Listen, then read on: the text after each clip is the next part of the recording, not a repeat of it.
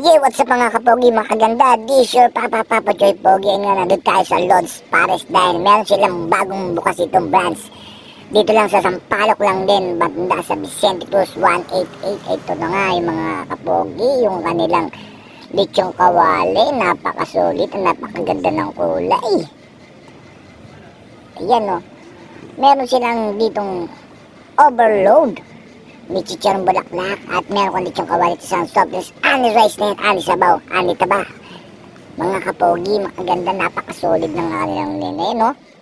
Ayan, matatagpuan na sa 180 Vicente Cruz, mga kapogi. Ayan, nakita natin si Madam habang piniprito at pinasasarap ang lechong kawali. Kita nyo naman yan.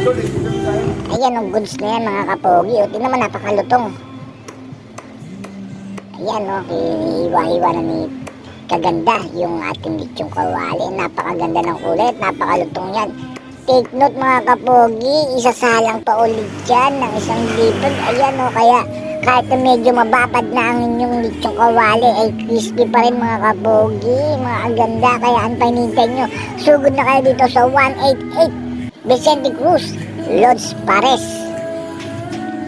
Yan mga kapogi, yung order natin, sineserve na po sa halagang 100 pesos. Meron ka ng overload, lechong kawali na nagkasama sa toppings Andres. Yan mga kapogi, ay na nga, dumating na ang ating order.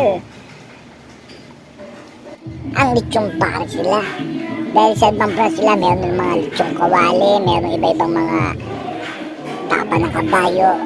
Kamubukas lang nito, soon down, magkakaroon na rin sila dito. Ang open nila ay 4 PM to 4 AM hanggang madaling araw yan bukas mga kapogi, mga lasing. Ayan o, yung kanilang pares medyo malapot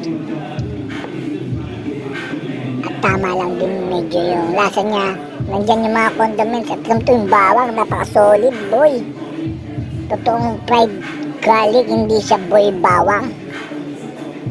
Yan, naglagay na nga tayo ng spring onion dyan. Toning kalamansi, toyo, kompleto po sila dyan. Meron din silang hot sauce na chili sauce, chili garlic. Bahala na kayo kung anong gusto nyo panlasa, pantimpla. Yan, nakita rin nyo mga kapogi, napakalutong pa kahit babad na yan. Lagyan na tayo ng chili oil dyan mga kapogi, na sibulabog, nakadalawa na yan. Lapang, kung lapang. Napapatingin pa nga, ayun na nga mga kapogi, tayo naman ay lalapang na rin. At nakatatlo na nga agad, sibulabog.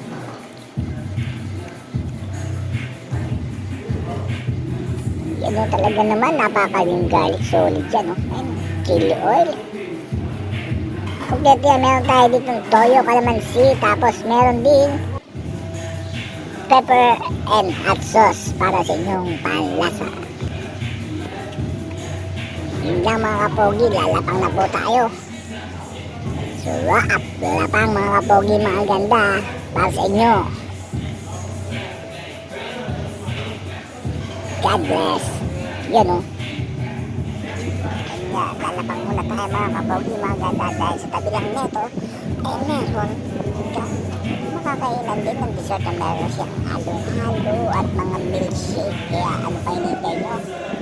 Lalapang muna tayo mga kapogi. Sa tabi lang.